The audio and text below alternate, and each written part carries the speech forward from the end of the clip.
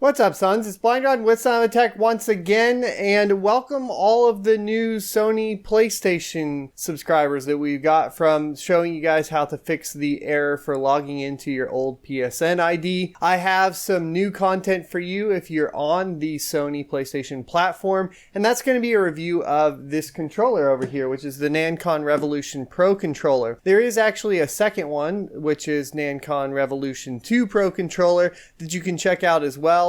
Some of the features are exactly the same, while others have changed, maybe for the better and some for the worse. The reason I picked this up, we'll talk about here right after we get into this. Once again, welcome all the new subs on the Sony platform. See you in a sec. Welcome back. So I am a gamer through and through, and that means to me I want to play all of the exclusive titles on pretty much any system that I can get my hands on.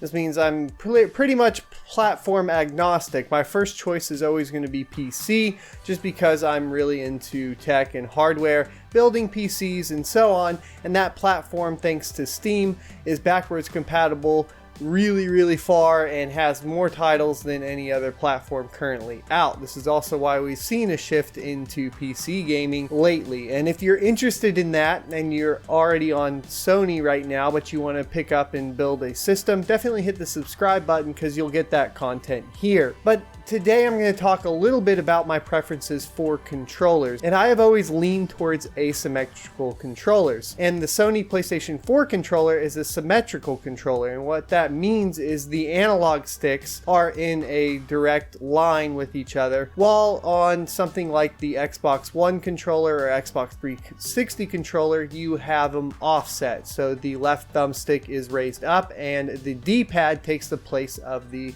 secondary analog that you would normally see on PlayStation. Now, this can be positive and negative to some, and if you're looking for an asymmetrical controller, the Nacon is one of those options. The other features it sports is an 8-way directional pad, so you're going to have your D-pad, which is a pretty big improvement over the 4 little buttons on the PlayStation 4 controller, and big props to them on that. Ideal for fighting games, of course, and the profiles, which we'll talk about here in a second, will help you program that a lot better for something like Mortal Kombat. Now, the rest of the buttons are all going to be there. Your face buttons are pretty much identical to PlayStation, and it translates directly to the game, as well as the triggers and the bumper buttons. Now, it does add a couple more buttons on the back side, and they are going to be something that you're going to have to go in and program. While it comes pre-programmed with 4 modes that you can cycle through with the button on the rear, you can also plug this into your computer, download their software, and then set up any macro you like. It actually has some pretty awesome macro options as well if you hop in there, to where you can get it to spam buttons, for example, and so on and so forth. So if you're looking for a wide plethora of options to go ahead and program in that will also function on your PlayStation 4, which would previously be restricted to PC gaming pretty much, you now have that option on the PlayStation 4 with a controller like this. And it's a welcome addition, of course, in my humble opinion. It has an LED player status indicator, of course, to tell you which number player you are. It doesn't have wireless supported. It is a wired controller, and it's a 3-meter braided cable. Now, it is detachable for easy storage, but the reason I picked this controller up over the Pro Controller 2 is because it actually screws in. The interface does, and you can kind of just, it's dropped and hung from the cord a few times on me, and it doesn't get any damage to it or fall out. As opposed to that, the second edition of this particular controller has a USB-C port and it falls out. So I chose this one over that because that is a very annoying thing.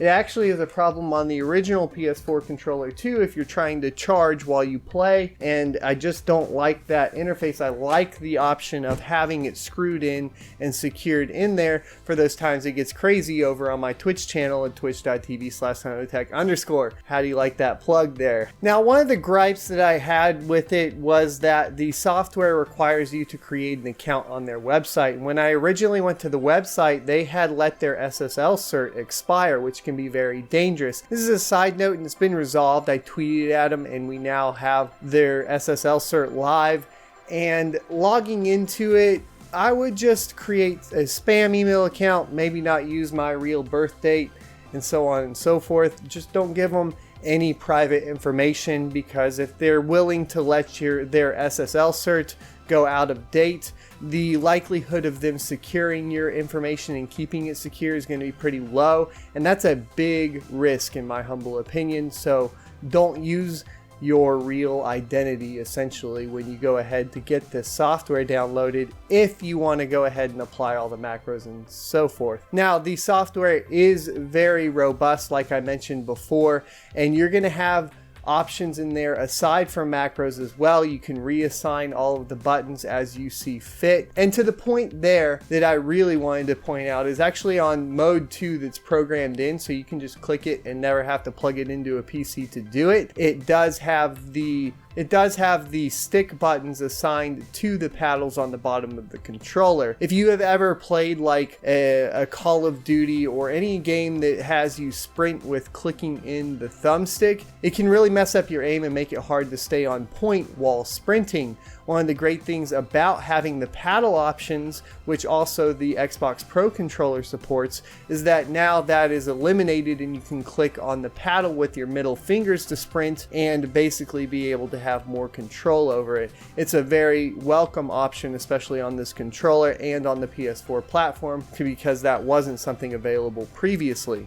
Now, it does have a touchpad, and a lot of aftermarket controllers do not have touchpads, and the touchpad is fully functional, as well as the share button and the options button.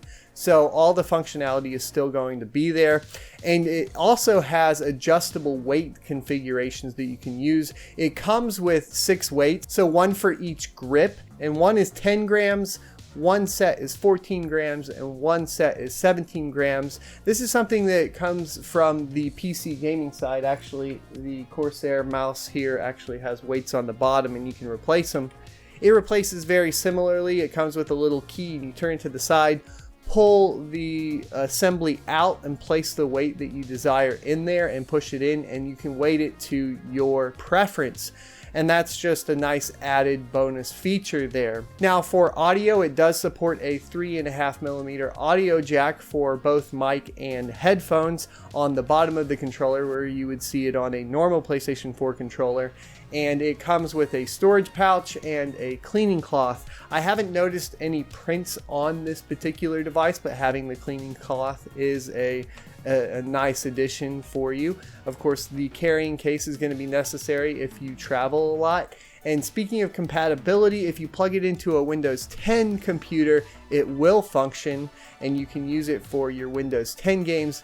However, with the integration of the Xbox One wireless adapter and the Xbox One controller on the Windows 10 platform, for a premium price of $100, I would spend the extra money, whether that's $20 to $50, and pick up the Xbox One Pro controller, as it's a lot more robust and offers some features that this one does not, such as replaceable analog sticks in different heights, as well as removable paddles with different sizes. And paying that little bit of premium for a much more robust option and a wireless option is what I would recommend on the PC side. But if you have a PlayStation 4 and you want an asymmetrical controller with the Pro options or some of the Pro options and macros, this is going to be one of the best options. I am also looking at being able to pick up one of the adapters that lets you play with the Xbox controller on PS4 and vice versa, but we'll have to review that at a separate time,